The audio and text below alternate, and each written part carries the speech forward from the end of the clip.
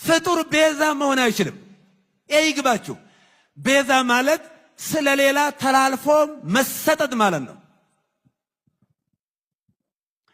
ነይ ነይ እምዬ ማርያም ቤዛ ነሽ አሉ ለዓለም። እመቤታችን ቤዛ አይደላችም። ቤዛ ልጇ ነው። አትደንግጡ። ቤዛ ልጇ ነው። ነይ ነይ ቤዛ ነሽ አሉ ለዓለም ተብሎ አይሰበክም። ቤዛ ተቀዳሚ ተከታይ የሌለው አንድ የእግዚአብሔር ልጅ ብቻ ነው። መጽሐፍ ቅዱስ አውጡ። ዕብራውያን ምዕራፍ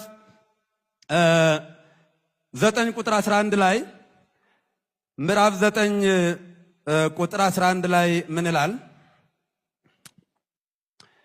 ነገር ግን ክርስቶስ ይመጣ ዘንድ ላለው መልካም ነገር ሊቀ ካህናት ሆኖ በምትበልጠውና በምትሻለው በእጆችም ባልተሰራች ማለት ለዚህ ፍጥረት ባልሆነች ድንኳን ፈጽሞ ወደ ቅድስ በገዛ ደሙ የዘላለም ቤዛነትን አግኝቶ በገዛ ደሙ ገባ እንጂ በፍየሎችና በኮርማዎች አይደለም። በፍየሎች በኮርማዎች አይደለም። ሚካኤል ቤዛ መሆን አይችልም። ገብርኤል ቤዛ አልሆነም። አብርሃም ቤዛ አልሆነም። የትኛውን ፍጡር ቤዛ አልሆነም። ለዘላለሙ ልጇ ነው ቤዛ።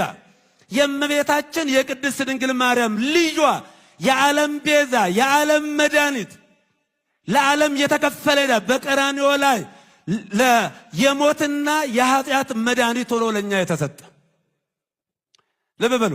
ስለዚህ የዘላለም ቤዛነትን አግኝቶ አንድ ጊዜ ፈጽሞ ነው የሚለው። ስንት ጊዜ ይላል?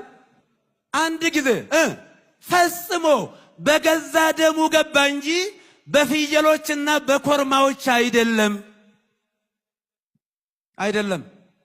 አንድ ጊዜ ፈጽሞ በዛሬው ዕለት በዕለተ ዓርብ የከፈለው ቤዛነት ለዘላለሙ ሲያድንና ሲምር ይኖራል።